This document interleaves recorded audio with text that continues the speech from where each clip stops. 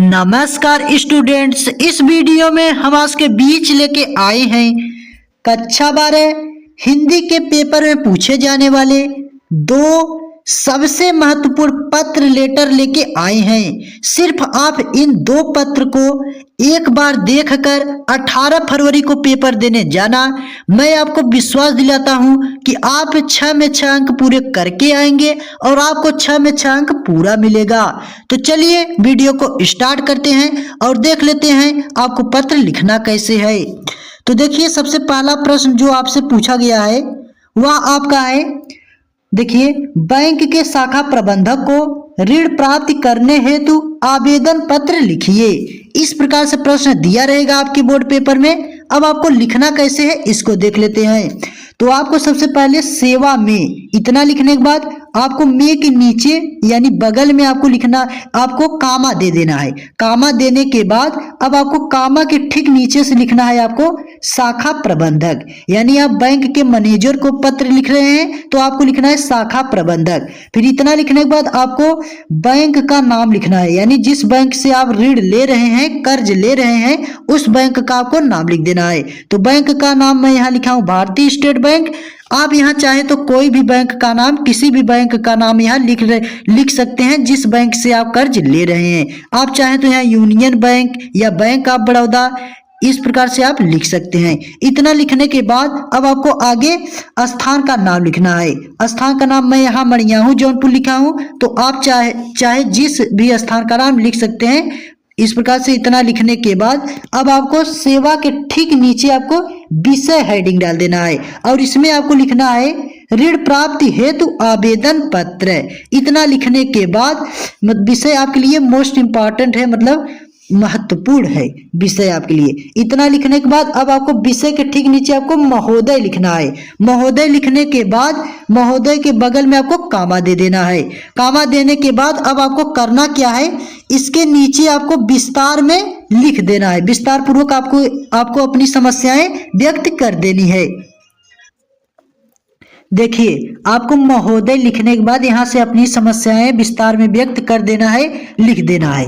लेकिन अगर आप सेवा से लेकर महोदय तक लिखते हैं तो आपको 3 अंक मिल जाएगा। अगर आप इसके नीचे नहीं लिखते हैं, इतना लिख देते हैं, तभी भी आपको 3 अंक मिल जाएगा। लेकिन इसके नीचे अगर आप लिखते हैं तो आपको 3 अंक और मिलेगा, कुल मिला के 6 अंक मिल जाएंगे। तो चलिए देखते हैं इसके आगे आपको लिखना क्या है। तो देखिए, महोदय लिखने के बाद अब आपको लिखना है सविनय निवेदन है कि मैंने वर्ष 2025 में, या आप यहाँ सविनम्र भी लिख सकते हैं।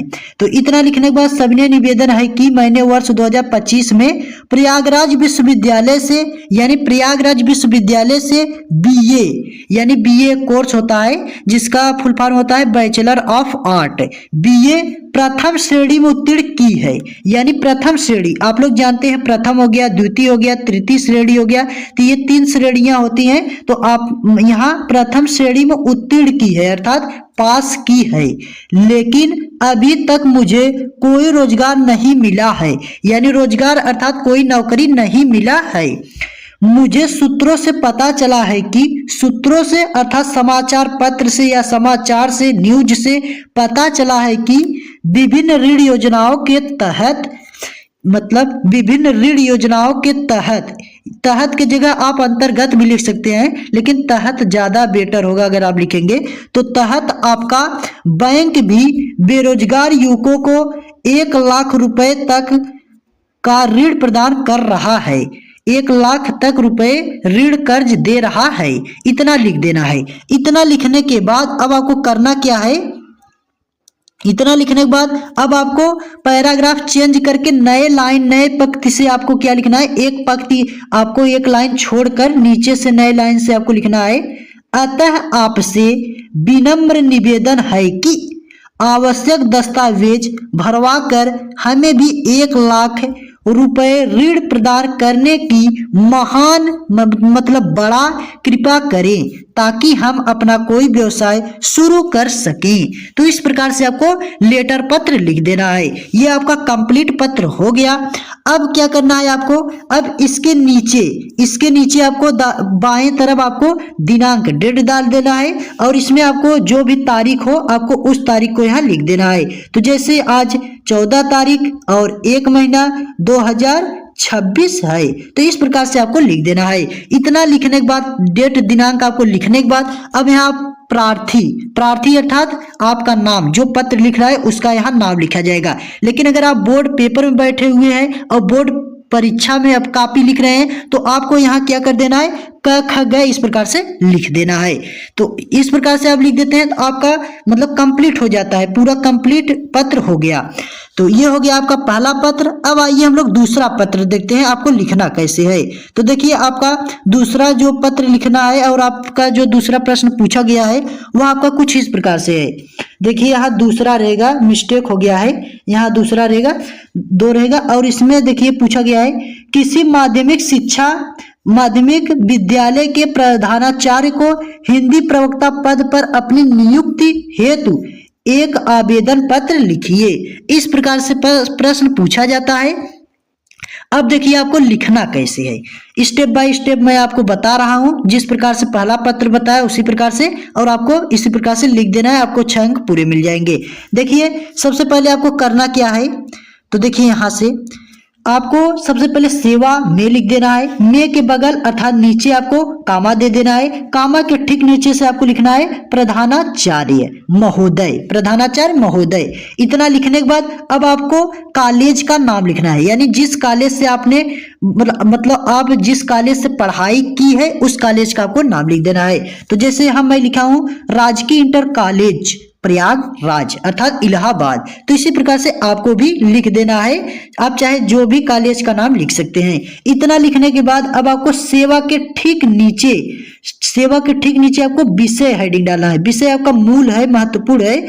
विषय हेडिंग डालने के बाद इसमें आपको लिखना है प्रवक्ता पद हेतु आवेदन पत्र। इतना लिखने के बाद अब आपको विषय के ठीक नीचे महोदय लिखना है और महोदय के बगल में आपको कामा दे देना है।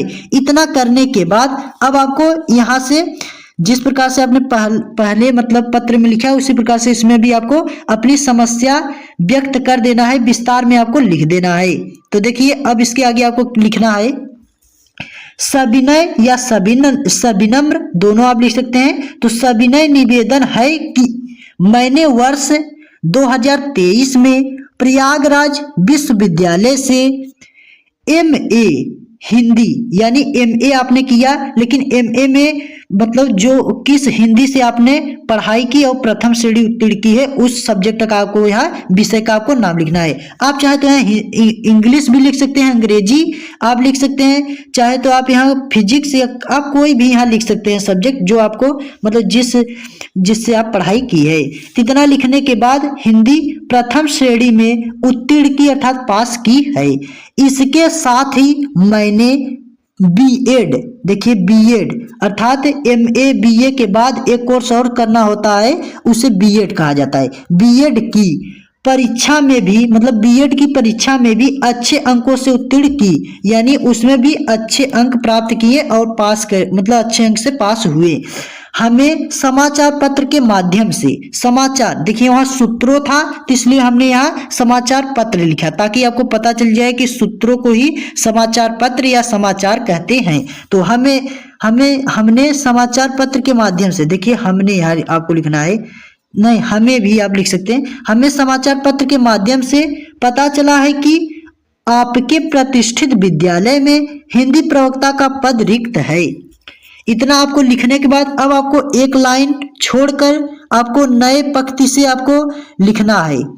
नए पंक्ति से आपको लिखना है, पैराग्राफ चेंज करके यहाँ से आपको लिखना है अतः आपसे विनम्र निवेदन है कि मेरी शैक्षणिक योग्यताओं पर विचार करते हुए मुझे सेवा का अवसर प्रदान करने की महान कृपा करें ताकि मैं अपनी कार्यक्षमता से विद्यालय की उन्नति तथा प्रगति में योगदान दे सकूं। तो इस प्रकार से आपको क्या कर देना है, लिख देना है पत्र। बस आपका पत्र कंप्लीट हो गया।